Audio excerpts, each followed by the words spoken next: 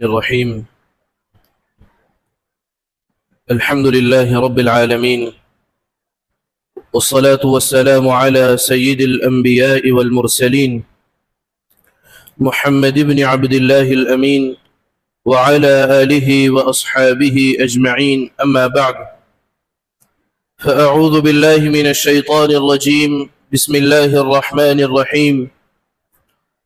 إن عدة الشهور عند الله 12 شهرا في كتاب الله يوم خلق السماوات والأرض منها 4 حرم ذلك الدين القيم. وقال الله تبارك وتعالى في القرآن المجيد: يا أيها الذين آمنوا استعينوا بالصبر والصلاة إن الله مع الصابرين. قال النبي صلى الله عليه وسلم: من استوى يوماه فهو مغبون، او كما قال علیہ الصلاۃ والسلام. میرے محترم بزرگ و دوستو، عزیز ساتھیوں، آج محرم الحرام کی 10ویں تاریخ ہے. آج کا دن اسلامی تاریخ میں یوم عاشوراء کے نام سے جانا جاتا ہے. قرآن مجید کی جو آیت تلاوت کی گئی، ان عدت الشہور عند اللہ 12 شہرا فی کتاب اللہ یوم خلق السماوات والارض منها 4 حرم ذلك الدین القیم. اس آیت کریمہ میں اللہ رب العزت نے یہ ارشاد فرمایا کہ مہینوں کی تعداد، سال میں جو مہینے ہیں ان کی تعداد 12 ہے، اور یہ اسی وقت سے ہے جب اللہ تعالیٰ نے آسمان و زمین کو پیدا فرما دیا تھا. اللہ تعالیٰ نے اس کائنات کے نظام کو 6 دن میں مکمل فرمایا. کتنے دنوں میں؟ 6 دن میں مکمل فرمایا. پہلے 2 دن میں اللہ تعالیٰ نے زمین کو بنایا، پھر دوسرے 2 دن میں اللہ تعالیٰ نے آسمان کو اور آسمان کی ضرورتوں کو بنایا، پھر اخیر کے 2 دن میں اللہ تعالیٰ نے زمین کو پھیلایا اور زمین کی ضرورتوں کو بنایا، اور پھر ایک مدت کے بعد اللہ تعالیٰ نے جمعہ کے دن حضرت آدم علیہ السلام کو پیدا فرمایا. تو گویا کہ کائنات کا یہ نظام اور کائنات کے نظام کی اس انداز سے تخلیق اور ترتیب اللہ رب العزت نے 6 دن میں مکمل فرمائی. وَلَقَدْ خَلَقْنَا السَّمَاوَاتِ وَالْأَرْضَ وَمَا بَيْنَهُمَا فِي 6 أَيَّامٍ وَمَا مَسَّنَا مِن لُغُوبٍ. کہ اللہ تعالیٰ نے آسمان و زمین کو اور آسمان و زمین کے درمیان کے خلا کو، ان تمام درمیان کی چیزوں کو اللہ تعالیٰ نے 6 دن میں پیدا فرمایا، اور اللہ رب العزت کو تھکاوٹ کا ذرا بھی احساس نہیں ہوا. انسان تھوڑا بہت کام کر لیتا ہے، تھکان محسوس ہونے لگتی ہے، تھکاوٹ سے چور ہو جاتا ہے. اللہ تعالیٰ کو ذرا بھی اس کا احساس نہیں ہوا، چونکہ اللہ رب العزت قادر مطلق ہے، اللہ رب العزت عزیز و قہار ہے، مضبوط ہے. اب 2 طرح کی تاریخ ہمارے سامنے ہوتی ہے. ایک تاریخ ہے عیسوی تاریخ، جسے ہم، یہ سال چل رہا ہے 2026، یہ عیسوی سال کہلاتا ہے. اور ایک سال کہلاتا ہے ہجری سال. ایک تاریخ کہلاتی ہے ہجری سال، ہجری تاریخ. یہ تاریخ اس سال 1448 شروع ہو چکا ہے. یکم محرم الحرام سے 1448 جو ہجرت کا سال ہے، جو ہجری سال ہے، اس کی ابتدا ہو چکی ہے.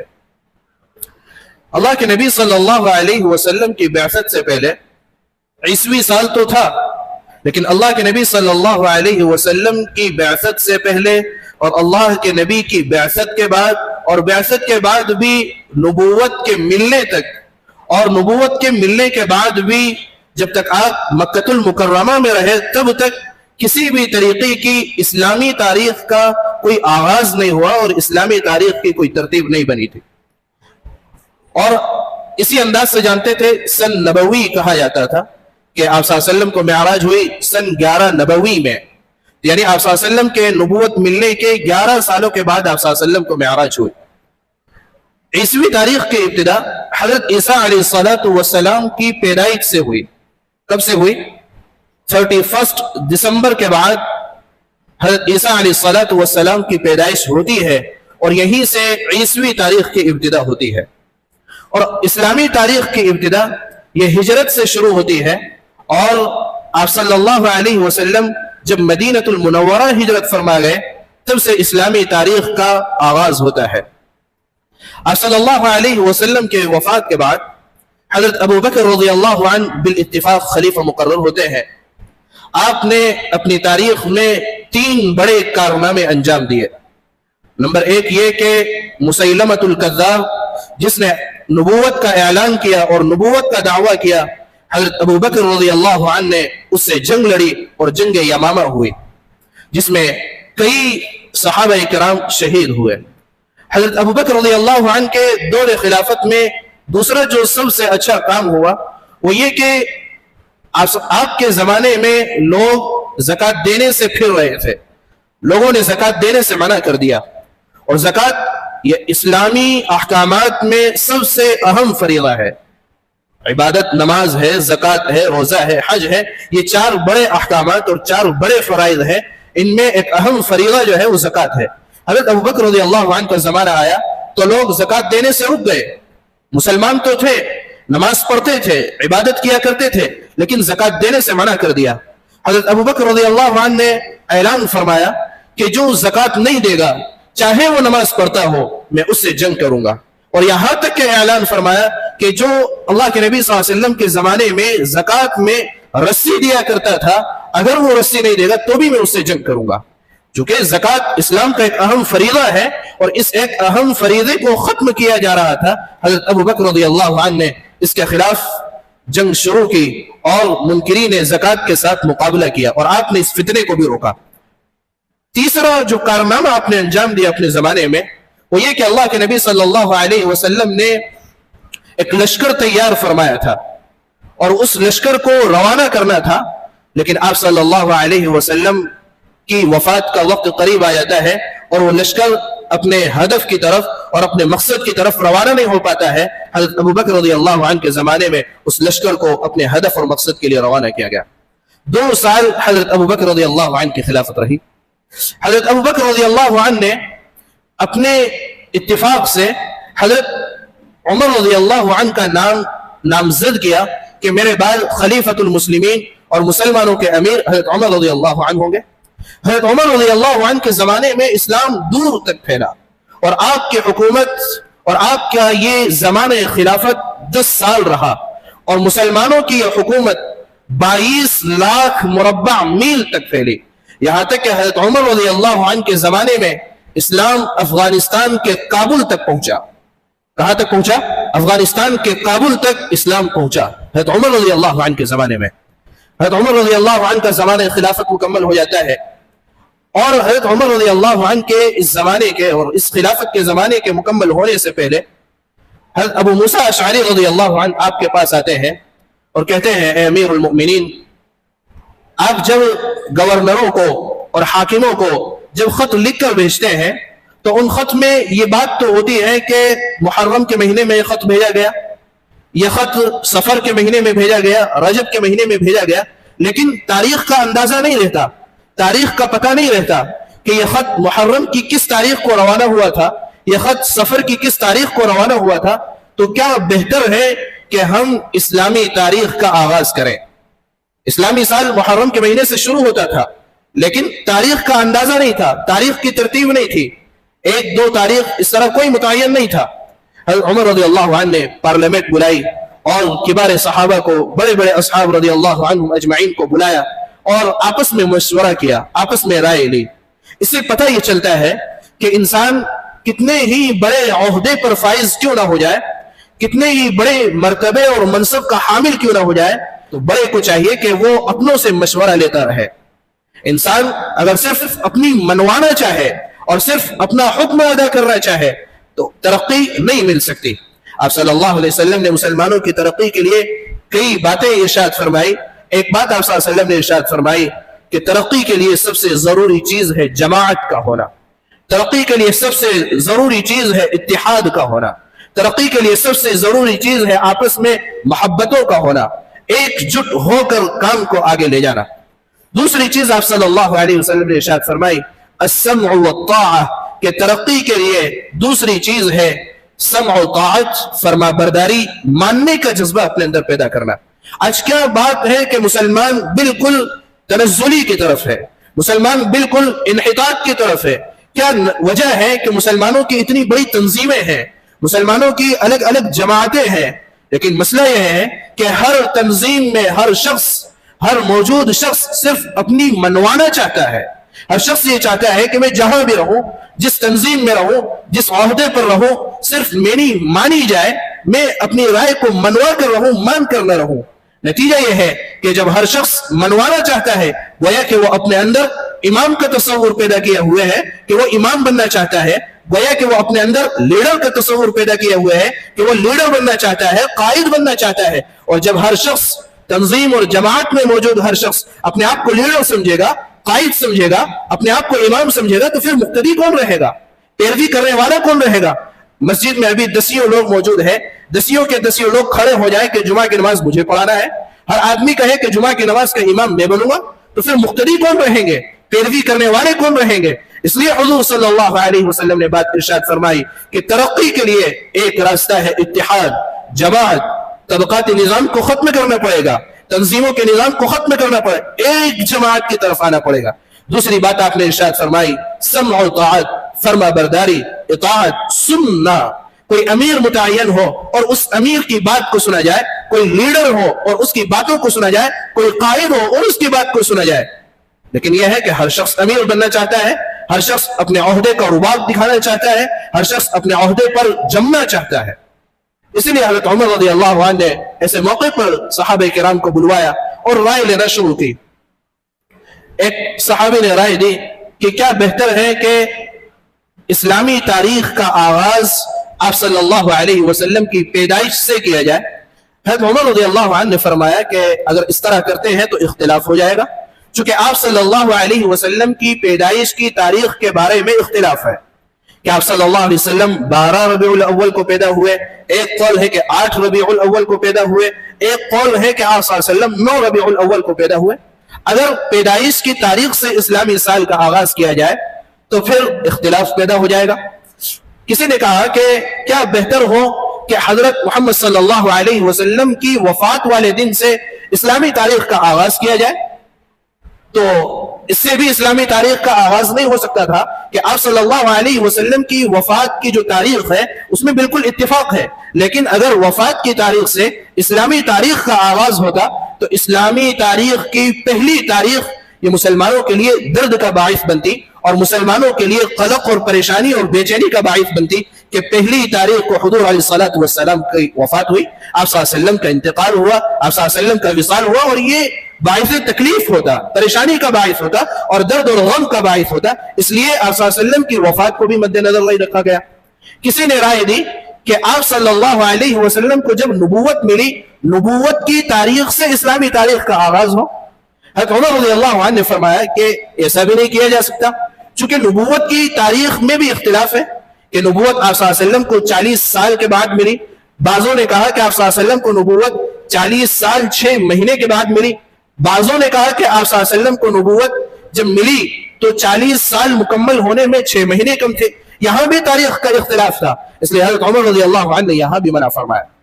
अब अली रज़ियल्लाहु अन्हु राय देते हैं कि क्या बेहतर हो कि इस्लामी तारीख का आगाज आप सल्लल्लाहु अलैहि वसल्लम के हिजरत के साल से किया जाए। हज़रत उमर रज़ियल्लाहु अन्हु ने फरमाया कि ठीक है अली, आप ये बात कह रहे हैं तो आपके पास कोई मजबूत दलील होना चाहिए।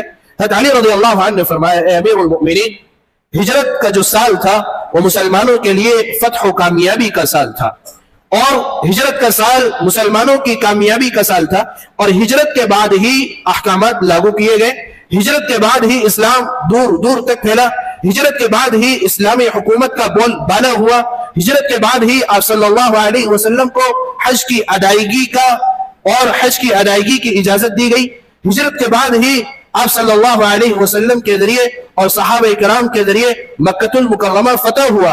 यानी हिजरत के तारीख से मुसलमानों के लिए फतह और कामयाबी जुड़ गई थी کہ جب ہجرت ہوئی، ہجرت کے بعد سے مسلمان خوشحال ہوئے، مسلمان کامیاب ہوئے، اسلامی حکومت دور دور تک پھیلی اور اسلام کا بول بالا ہوا.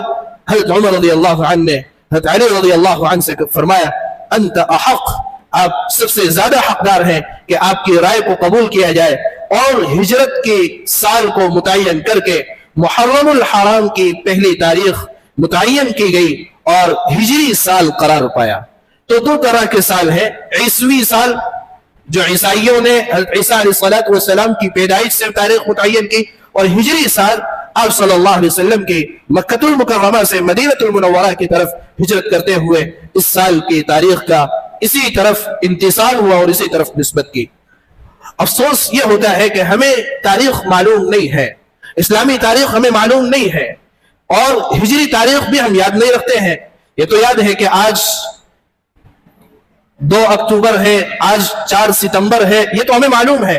یہاں تک کہ ہمیں عیسوی سال کے 12 مہینے یاد ہے، جنوری سے لے کر دسمبر تک ہمیں تمام معلوم ہے. لیکن بجز چند مسلمانوں کے کوئی ہوگا کہ جسے ہمارا ہجری سال کے تمام مہینے معلوم ہو. محرم الحرام سے اسلامی سال کا آغاز ہوتا ہے اور ذو الحجہ پر اسلامی سال کا اختتام ہوتا ہے. محرم الحرام، صفر المظفر، ربیع الاول، ربیع الثانی، جماد الاولى، جماد الاخرى، رجب المرجب، شعبان المعظم، رمضان المبارک، شوال المکرم، ذو القعدہ اور ذو الحجہ. یہ اسلامی سال کے 12 مہینے ہیں. ہمیں یہ 12 مہینے یاد بھی ہونے چاہیے اور ہجری تاریخ ہمیں معلوم بھی ہونا چاہیے. آج تو یاد ہوگی کہ آج چونکہ یوم عاشورہ ہے، 10 محرم الحرام ہے، یہ تو یاد ہے. اس کے علاوہ ہمیں کچھ یاد نہیں رہتا. ہمیں چاہیے کہ ہم اسلامی تاریخ کو پڑھیں. تو آج کے جمعہ میں ایک بات تو یہی کہنی تھی کہ محرم الحرام سے اسلامی تاریخ کی ابتدا ہوتی ہے. اور جب محرم الحرام کا مہینہ شروع ہوتا ہے، یا یوں کہیے کہ عیسوی سال جب شروع ہوتا ہے تو لوگ مبارکباد دینے لگتے ہیں. اور اسی طرح جب اسلامی سال شروع ہوا، واٹس ایپ کے ذریعے، سوشل میڈیا کے ذریعے لوگ آپس میں خوب مبارکباد دیتے ہیں. لیکن یہ کہ ایسے موقع پر ہمیں اپنا احتساب کرنا چاہیے، ایسے موقع پر ہمیں اپنا جائزہ لینا چاہیے، ایسے موقع پر ہمیں اپنے آپ کو جانچنا چاہیے کہ 1 سال میرا اپنی زندگی کا ختم ہو چکا ہے، 1 سال میں موت کے قریب ہو چکا ہوں. میرا اپنی زندگی کا کیا معاملہ رہا، میرے اپنے اخلاق کا کیا معاملہ رہا، میرے اپنے اعمال کا کیا معاملہ رہا، میری عبادتیں کہاں تک پہنچی ہے. اللہ کے نبی صلی اللہ علیہ وسلم نے ارشاد فرمایا، حضرت علی بن ابی طالب رضی اللہ عنہ کی روایت، آپ نے ارشاد فرمایا من استوى یومہ فهو مغبون. آپ صلی اللہ علیہ وسلم نے ارشاد فرمایا کہ جس شخص کے دونوں دن برابر ہوں، ایک پچھلا دن اور ایک آج کا دن، ایک کل کا دن اور ایک آج کا دن، جس کے دونوں دن برابر ہو، یاد رکھے کہ وہ دھوکے میں پڑا ہوا ہے، وہ دھوکے میں ہے، وہ فریب میں ہے. آدمی اپنے دنوں کو جانچتا ہے. آدمی جب رات کو دکان بند کر کے، کاروبار اور کارخانے کا شٹر ڈاؤن کر کے اپنے گھر کو جاتا ہے، گھر جانے سے پہلے وہ دکان کا غلہ چیک کرتا ہے. وہ گھر جانے سے پہلے روزانہ کی انکم کو دیکھتا ہے. وہ یہ دیکھتا ہے کہ کل کے مقابلے میں میرا اضافہ ہوا کہ نہیں ہوا، کل کے مقابلے میں میری بڑھوتری ہوئی کہ نہیں ہوئی، کل میری انکم 10,000 تھی، آج اضافہ ہوا کہ نہیں ہوا. آپ صلی اللہ علیہ وسلم نے ارشاد فرمایا مومن کو چاہیے کہ وہ اپنے دنوں کو جانچے. وہ یہ دیکھے کہ کل میری قرآن کی تلاوت اتنی تھی، کیا آج میری قرآن کی تلاوت اس سے زیادہ ہوئی کہ نہیں ہوئی. وہ یہ دیکھے کہ کل میری عبادتوں کا حال یہ تھا، آج میری عبادتیں زیادہ ہوئی یا نہیں ہوئی. آپ صلی اللہ علیہ وسلم نے ارشاد فرمایا اگر کوئی شخص ایسا ہے کہ جس کے دونوں دن برابر ہیں، کل کا دن بھی برابر ہے، آج کا دن بھی برابر ہے، کل بھی اس نے 2 نمازیں پڑھی، آج بھی اس نے 2 نمازیں پڑھی، فرمایا کہ وہ دھوکے میں ہے، وہ فریب میں ہے. کوئی اس میں بڑھوتری نہیں ہوئی، کوئی اس میں اضافہ نہیں ہوا، کوئی اس کے اعمال میں، عبادات میں، قرآن کی تلاوت میں، اخلاق میں، معاشرتی زندگی میں، معاشی ماحول میں کوئی اضافہ نہیں ہوا. حال یہ ہے کہ اگر ہمارے گزشتہ سالوں کو دیکھا جائے اور آج کے سال سے کمپیئر کیا جائے، آج کے سال سے موازنہ کیا جائے، تو گزشتہ سالوں میں اور آج کے سال میں کوئی فرق نظر نہیں آتا. فرق اس انداز سے نظر آ سکتا ہے کہ ہو سکتا ہے کہ گزشتہ سال ہمارا اس سال کے مقابلے میں بہتر گزرا ہو، گزشتہ رمضان ہمارا اس رمضان کے مقابلے میں بہتر گزرا ہو، گزشتہ ایام ہمارے اس دن کے مقابلے میں بہتر گزرے ہو. اس لیے ہمیں چاہیے قرآن نے ایک ہدف متعین فرمایا، قرآن نے مومن کا رخ متعین فرمایا، قرآن نے بار بار کہا سابقوا الى الخیرات فاستبقوا الخیرات سارعوا الى مغفرة من ربکم۔ قرآن ہدف متعین کر رہا ہے، قرآن رخ متعین کر رہا ہے۔ آدمی جب صبح بیدار ہوتا ہے اپنا رخ متعین کرتا ہے، اپنا گول سیٹ کرتا ہے، اپنا ہدف متعین کرتا ہے۔ کسی آدمی کا ہدف تجارت ہے، کسی آدمی کا ہدف بزنس ہے، کسی آدمی کا ہدف زمین و جائیداد ہے، کسی آدمی کا گول عزت، ناموری اور شہرت ہے۔ قرآن رخ متعین کر رہا ہے کہ آپ کی زندگی کا رخ، آپ کی زندگی کا ہدف اللہ کی طرف سے مغفرت کا ہدف ہے۔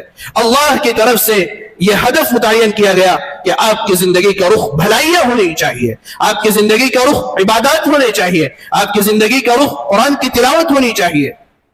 بڑا افسوس ہوتا ہے کہ ہم شہادت حسین، حضرت امام حسین رضی اللہ عنہ کی شہادت کا دن تو یاد رکھتے ہیں، اور ایسے موقع پر نہ جانے کتنی بدعات اور خرافات اور واہیات اور بکواس میں پڑ جاتے ہیں، لیکن یہ کہ کس موقع پر کس لیے حضرت امام حسین رضی اللہ عنہ کی شہادت وجود میں آئی، اور آپ کس انداز سے شہید کیے گئے کہ ظہر کا وقت ہے اور آپ ظہر کی نماز کی اجازت چاہ رہے ہیں، اور ظہر کی نماز میں سجدے کی حالت میں آپ کے سر کو بدن سے جدا کر دیا جاتا ہے۔ کیا وہ قربانیاں ہماری لگی؟ کیا وہ شہادت دین اسلام کی خاطر ہم نے دی؟ کیا وہ جذبہ ہم نے دین اسلام کے پھیلانے کی خاطر یا دین اسلام کو اپنانے کی خاطر اسلام کے لیے پیش کیا؟ نہیں کیا۔ اس لیے ہمیں اپنا رخ متعین کرنا چاہیے، اپنا ہدف متعین کرنا چاہیے، اپنا گول سیٹ کرنا چاہیے کہ ہم بھلائی کرنے والے ہوں، ہم معاون بنے، مددگار بنے، اتحاد والے بنے، نفرتوں کو مٹانے والے بنے، محبتوں کو پیدا کرنے والے بنے۔ سال کا آغاز ہوا ہے، ہم ہدف طے کریں کہ انشاءاللہ 5 نمازوں کی پابندی کریں، کم از کم اس ایک ہدف کو تو ہم اپنائیں، نماز کی پابندی کو تو ہم اپنائیں۔ یہی پیغام ہے یوم عاشورہ کا، یہی پیغام ہے صحابہ کرام کی زندگی کا۔ حضرت عمر رضی اللہ عنہ کی شہادت وجود میں آتی ہے کہ آپ فجر کی نماز میں منبر پر ہیں اور آپ کو خنجر مارا گیا، اور صحابہ کرام رضوان اللہ تعالی علیہ مجمعین نمازوں میں ہیں، آپ شہید کر دیے گئے۔ تو نماز نہ چھوٹنے پائے، کم از کم ہم اپنا یہ ایک ہدف متعین کریں، مسجدوں کو آباد کرنے والے بنے۔ مسجدوں کی بربادی میں سب سے زیادہ کردار باہر والوں کا نہیں ہے جتنا اندر والوں کا ہے۔ ہم نے مسجدوں کو ویران کیا، نتیجہ یہ ہوا کہ باہر سے پھر حملے ہوئے اور باہر سے پھر تکالیف آئی اور پریشانیاں آئی۔ اس لیے قرآن مجید نے جو ہدف متعین کیا فاستبقوا الخیرات سابقوا الى الخیرات سارعوا الى مغفرة من ربکم، آپ صلی اللہ علیہ وسلم نے ہدف متعین فرمایا بادروا بالاعمال الصالحہ۔ لہذا اس ہدف کو اپنانا چاہیے، خیر کو اپنے اندر لایا جائے، خیر کو اپنے اندر وجود بخشا جائے، اپنے دلوں کے اندر اللہ کے اطاعت و فرما برداری کے جذبے کو پیدا کیا جائے، اپنی زندگی کو اللہ کے اطاعت و فرما برداری سے سرشار کیا جائے۔ اس کے بغیر کوئی زندگی نہیں ہے۔ اور یہ حدیث ہمیں یاد رہے، من استوى یومہ فہو مغبون، آپ صلی اللہ علیہ وسلم کا ارشاد کہ جس شخص کے یہ 2 دن برابر ہو جائیں، جس کے 2 دن برابر ہوں تو وہ دھوکے میں ہے۔ ہم اپنا جائزہ لیں کہ میرا کل کیسا تھا اور آج کیسا ہے، میری کل کی عبادتیں کیا تھی، آج کی عبادتیں کیا ہے، میرے کل کے قرآن کی تلاوت کا کیا معمول تھا، آج کیا ہے۔ کل میں نے 1 پارہ پڑھا تھا تو آج فکر ہو کہ میں 2 پڑھوں۔ اگر کل میں نے 5 میں سے 4 نمازیں پڑھی تھی تو فکر ہو کہ میں 5 نمازوں کا پابند بن جاؤں۔ اگر کل میں نے کسی کے ساتھ حسن سلوک کیا ہے تو فکر ہو کہ ہم اور اس سے زیادہ رواداری کا معاملہ کرنے والے بنے اور اس سے زیادہ معاون بنے۔ یہی محرم الحرام کا پیغام ہے، یہی اسلامی تاریخ کے آغاز کا پیغام ہے۔ اللہ تعالی عمل کی توفیق عطا فرمائے۔ وآخر دعوانا الحمد للہ رب العالمین۔